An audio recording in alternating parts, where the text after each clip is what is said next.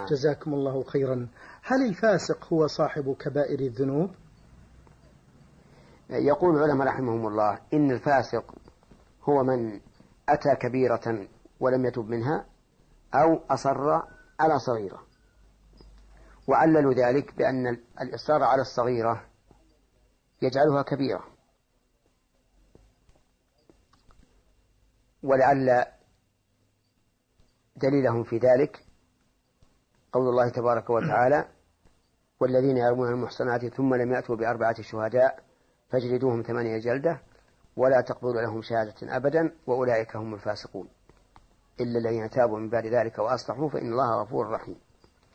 فحكم الله بفسق القذفة مع أنهم لم يفعلوا مكفرا، ولكنهم فعلوا كبيرة من كبائر الذنوب.